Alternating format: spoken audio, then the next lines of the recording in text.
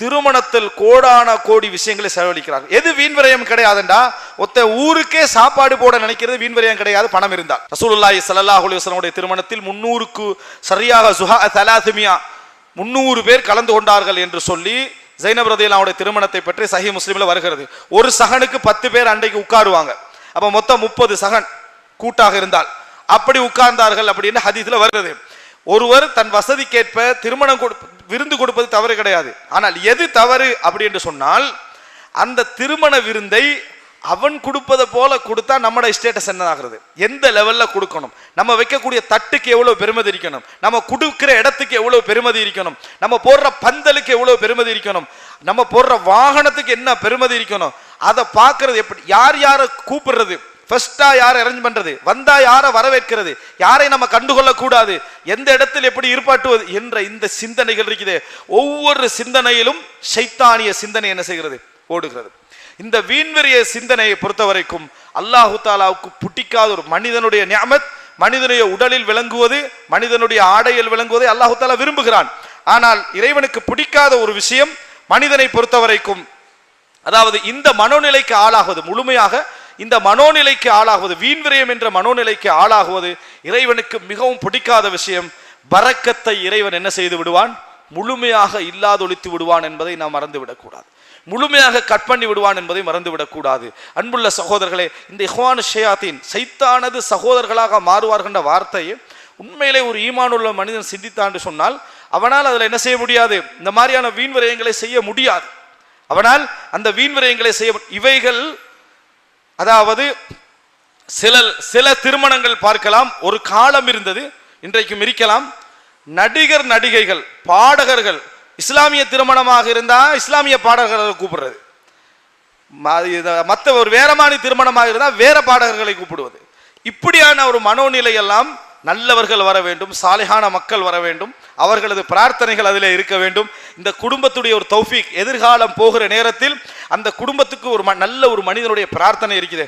பாரக்கல்லாஹு luck, அல்லாஹ் உங்களுக்கு பரக்கத் செய்வானாக என்ற அந்த பிரார்த்தனை, அந்த பிரார்த்தனைக்கு பெரிய அல்லாஹ்விடத்தில் ஒரு என்ன, அதாவது கபூல் உண்டு. அந்த நல்ல மனிதர்களுடைய பிரார்த்தனைகள் சேரக்கூடிய திருமணமாக மாற்றாமல் கெட்டவர்களுடைய ஷைத்தானுடைய கலப்புக்களாக இந்த அதாவது திருமணங்களை மாற்றுவது இருக்கிறதே மிகப்பெரிய பாவம் என்பதை நாம் என்ன செய்ய வேண்டும், புரிந்து கொள்ள வேண்டும். எனவே அன்புள்ள சகோதரர்களே, ஷைத்தானிய சிந்தனை மனிதனை எங்கே கொண்டு போய் சேர்க்கிறது, பொருளாதார சிந்தனை. இந்த திருமண விஷயத்தை நீங்கள் புரிந்து கொள்ள வேண்டிய விஷயம், செல்வத்தை காட்டுவதை விட அங்கே அதிகமாக இருக்கக்கூடிய உணர்வு செல்வத்தை காட்டுவதல்ல, தான் யார் என்று காட்டுவது, தனது நிலை என்ன என்று காட்டுவது. ஊர்ல கேள்விப்படும், இந்த அதாவது பணக்காரர், இந்த வசதி படைத்தவர் செஞ்ச திருமணத்துக்கு 1 கோடி போச்சான் அப்படின்னு யாரா சொல்லிடுவாங்க. அதை கேட்டுட்டு அடுத்தவனுக்குள்ள பெரிய நோய் என்ன தெரியும், நான் 2 கோடியில செய்யணும். இது ஒரு சுப்ஹானல்லாஹ், நினைச்சு பாருங்க. இதனால என்ன நடக்க போகுது, பொருளாதாரம் தான் போகுது, அவன் வேற எதுவும் நடக்க போறது இல்லை. சாப்பிட்டு முடிச்சுட்டு வெளியே போனா மறந்துடும். அல்லாஹ் தஆலா 60 வருஷம் 70 வருஷத்துக்கு மேல மனுஷனுக்கு எல்லாம் கொடுத்துட்டு அல்லாவையே மறக்கிறான். மனுஷனை மறக்காம இருப்பான்ல, மனுஷனை மறக்கத்தான் செய்வான். ஆனா அது பணக்காரனுக்குள்ள ஒரு நோயா அல்லாஹ் கொடுத்துறான்.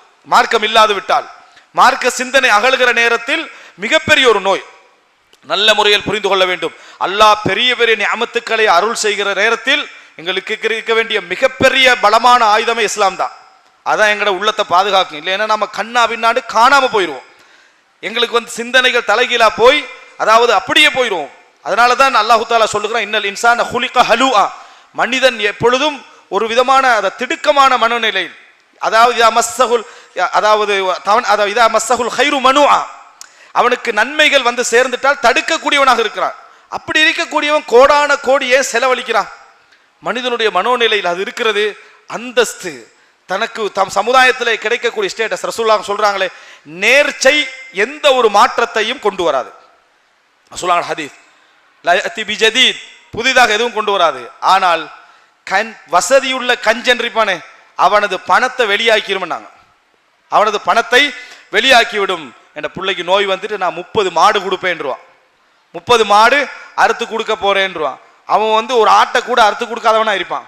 ஆனால் இந்த அவனுடைய நோயின் பயத்தின் காரணமாக 30 மாடு நான் கொடுக்க போறேன்னு சொல்லி 30 மாடை கொடுத்துருவான். கடைசியில் அவனுக்கு செய்ய முடிஞ்ச நேர்ச்சி என்ற வணக்கத்தை செய்தாலும் அவனுடைய பொருளாதாரத்தை அதை என்ன செய்து விடும், வெளியாக்கி விடும். இதே மாதிரி தான் ஷைத்தான் ஒரு நோயை கொடுக்கிறான். இந்த நோய், இந்த அந்தஸ்து என்ற நோய்.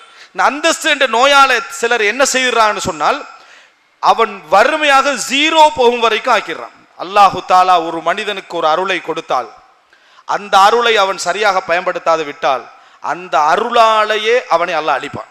அதுதான் அல்லாஹ்வுடைய ஒரு திட்டம். அல்லாஹ் தனக்கு அறிவை கொடுக்கிறான். அந்த அறிவை அவன் சரியாக பயன்படுத்தாது விட்டால், அந்த அறிவை அப்படியே திருப்பும் அல்லாஹ் தாலா. அந்த அறிவால் அவன் அழித்துக் கொள்வான். அவனே அழிகிறது மற்றவன் எல்லாருக்கும் விளங்கும், அவனுக்கு விளங்காது. அந்த அறிவால் அவன் அழிந்து போவது அவனுக்கு தவிர மற்ற எல்லாருக்கும் விளங்கும். இதை விட ஒரு சோதனை உண்டா? கொடுத்த அறிவை சிறந்த முறையில் அவன் பயன்படுத்தாது விட்டால், அந்த அறிவை திருப்பி எல்லாம் யூஸ் பண்ணும் அவனுக்கு எதிராக.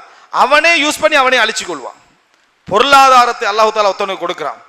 பொருளாதாரத்தை அவன் சரியாக பயன்படுத்தாது விட்டால், எந்த மனோநிலையை வைத்தவன் பொருளாதாரத்தை தேடினானோ அந்த பொருளாதாரத்தை வச்சு அல்லாஹ் தாலா அழிப்பான்.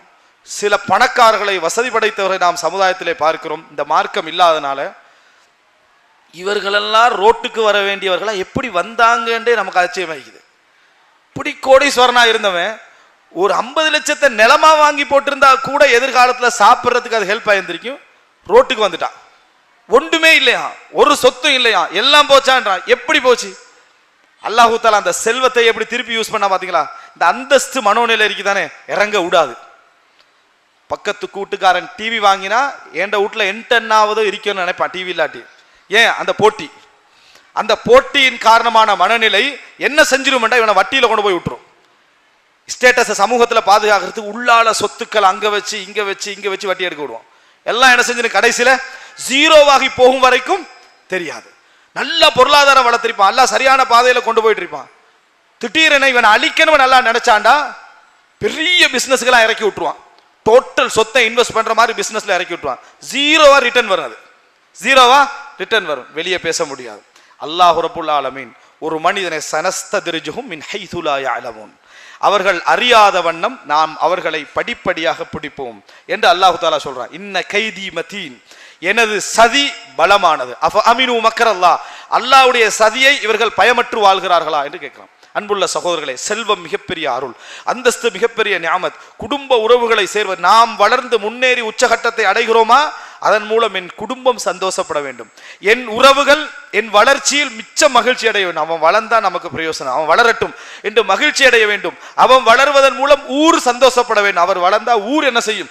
வாழும். அவர் வளரட்டும். இப்படிப்பட்ட ஒரு நியமத்துள்ளவனாக நாங்கள் மாற வேண்டுமே தவிர அல்லாஹ்வுக்கு எதிராக, அல்லாஹ்வுடைய சட்டங்களுக்கு எதிராக, அல்லாஹ்வுடைய வரைமுறைகளுக்கு எதிராக நமது பொருளாதாரங்களை யூஸ் பண்ணி வீண் விரயமாக்குகின்ற மக்களாக அல்லாஹு தாலா ஒரு பொழுதும் எங்களை ஆக்கக்கூடாது.